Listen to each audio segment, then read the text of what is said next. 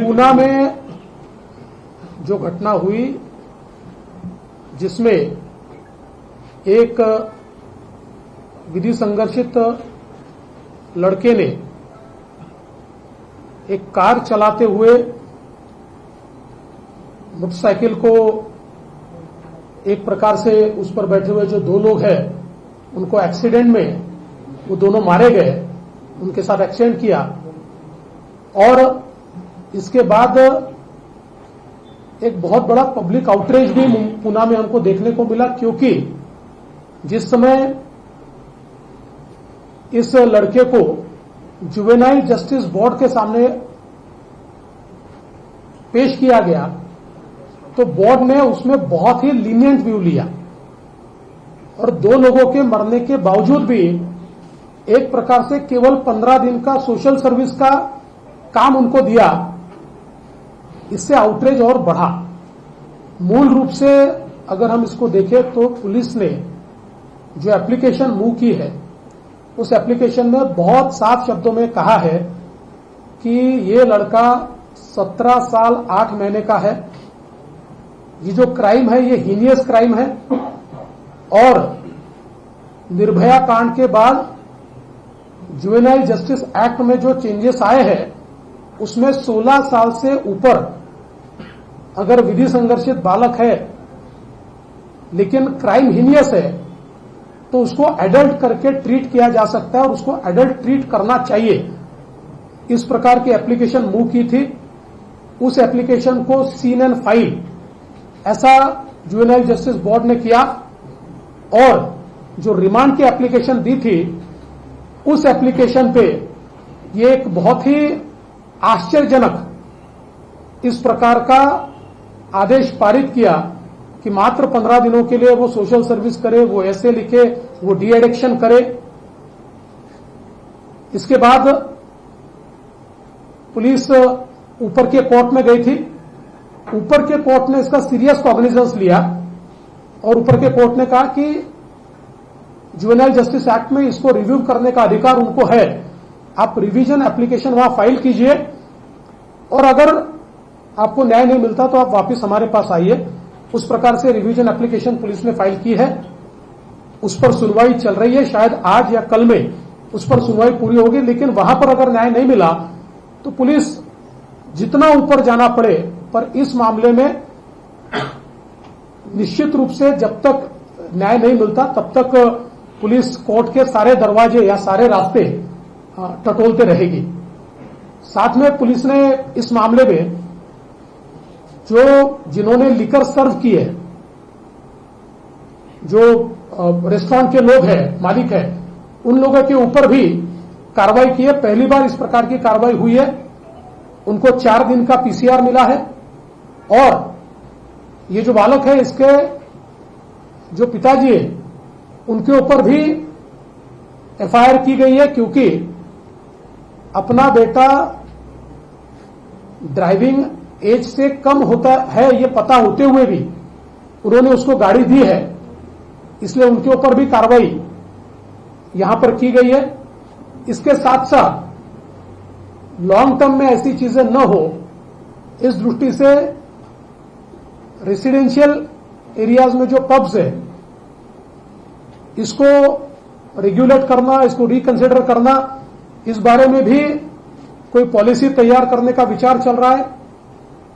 साथ में यहां पर लाइसेंसेस जो इश्यू हुए उसके नियमों का पालन होता है या नहीं, पुलिस विभाग, एक्साइज विभाग और महानगर पालिका इनको भी आदेश दिए जा रहे हैं कि वे लोग इसके बारे में पूरी तफ्तीश करें और जहां पर वायलेशन है वहां पर क्लोजर का ऑर्डर दें। साथ साथ ये जो सारे इलाके हैं इनमें बड़े पैमाने पर नाकाबंदी करते हुए और ड्रंकन ड्राइविंग की टेस्ट लेकर और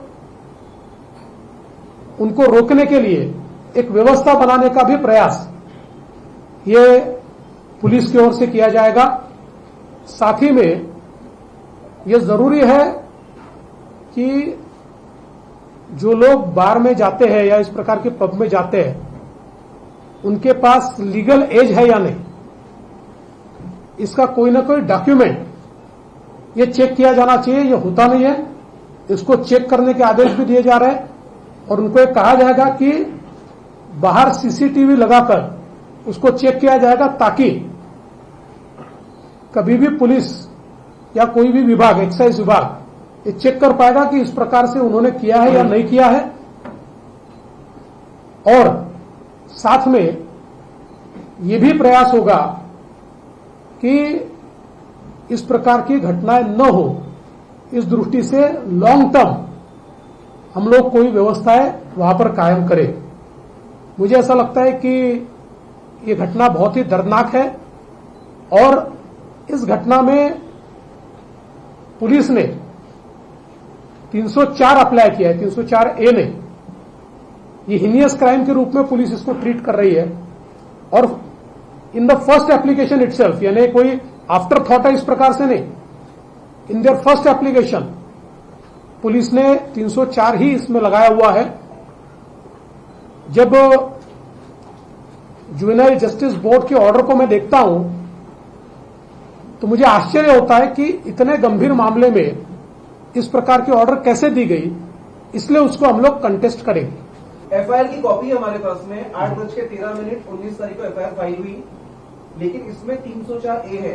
पब्लिक में ऐसा माना जा रहा है कि अमितेश कुमार साहब और देवेंद्र फडणवीस साहब ने जब इंटरव्यू किया तब येरोडा पुलिस स्टेशन ने 304 में इसको कन्वर्ट किया। नहीं, ये प्रिंट है मेरे पास। कोर्ट में जाने से पहले 304 किया गया था। देखिए, जब सीनियर्स गए, अब कोर्ट का मेरे पास रिमांड है ना, कोर्ट में जब उनको प्रोड्यूस किया गया तो कोर्ट में 304 किया गया है।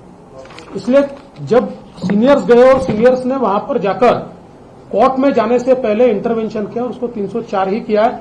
कोर्ट में 304A नहीं गया, कोर्ट में 304 ही गया। विपक्ष आरोप लगा रहा है, प्लेट की गाड़ी चल रही थी। विपक्ष ये आरोप लगा रहा है कि इस मामले को लेकर पुणे पुलिस ने लापरवाही बरती, जब प्रेशर बना तब जाके कार्रवाई किया और प्रेशर बना है कि बिल्डर था, पॉलिटिकल दबाव था।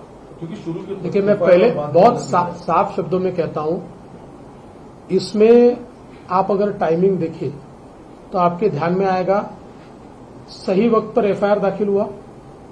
एफआईआर दाखिल होने के बाद जब सीनियर्स ने इंटरवेंशन किया और सीनियर्स ने कहा कि 304A ये तो एक प्रकार से उनको नेग्लिजेंस का फायदा मिलेगा, इसमें तो क्लियर कट ये दिख रहा है क्या घटनाएं हुई है। इसलिए जब उनको कोर्ट में प्रोड्यूस किया गया उस समय 304 ही लगाया गया। कोई नेग्लिजेंस इसमें नहीं है, कोई दबाव नहीं है। और मैंने तो इतना ही नहीं, सीपी साहब को ये कहा है, एक एसीपी को हमने पूरा जितना समय वो पुलिस स्टेशन में वो लोग थे उस पूरे समय का सीसीटीवी फुटेज देखने को कहा है।